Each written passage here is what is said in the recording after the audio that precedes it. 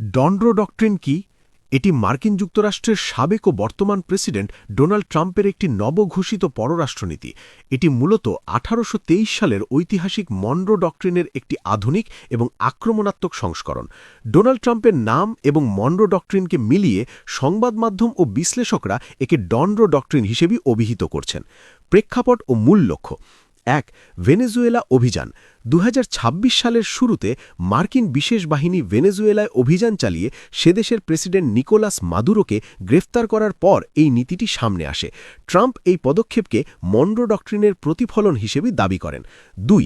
American আধিপত্য। এই নীতির মূল কথা হল পশ্চিম গোলার্ধে আমেরিকার নিরঙ্কুশ আধিপত্য পুনঃপ্রতিষ্ঠা করা। ট্রাম্পের ভাষায়, পশ্চিম গোলার্ধে আমেরিকার প্রাধান্য নিয়ে আর কখনো কোনো প্রশ্ন তোলা যাবে না। ৩. বিদেশি প্রভাবমুক্ত এলাকা।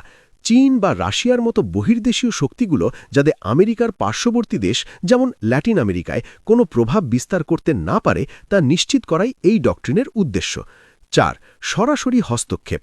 ঐতিহাসিক মনরো ডক্ট্রিন যেখানে মূলত উপনিবেশ স্থাপন রোধে সীমাবদ্ধ ছিল, ডনরো ডক্ট্রিন সেখানে সরাসরি মারাত্মক শক্তি প্রয়োগ বা শাসন ব্যবস্থা পরিবর্তন বা রেজিম চেঞ্জের মতো কঠোর পদক্ষেপকে সমর্থন করে।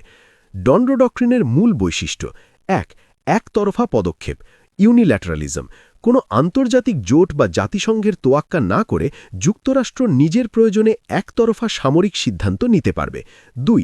নিরাপত্তা ও স্বার্থ, মাদক চোরাকালান বন্ধ করা, অবৈধ অভিবাসন রোধ এবং তেল বা খনিজ সম্পদের মতো বাণিজ্যিক স্বার্থ রক্ষায় এই নীতি ব্যবহৃত হচ্ছে। ৩. সার্বভৌমত্ব বনাম শক্তি।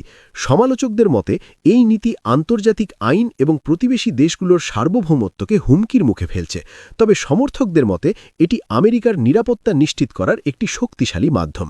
সংক্ষেপে, ডনরো ডক্ট্রিন হল আমেরিকার প্রতিবেশী রাষ্ট্রগুলোতে ট্রাম্প প্রশাসনের সামরিক ও রাজনৈতিক আধিপত্য বজায় রাখার একটি নতুন কৌশল।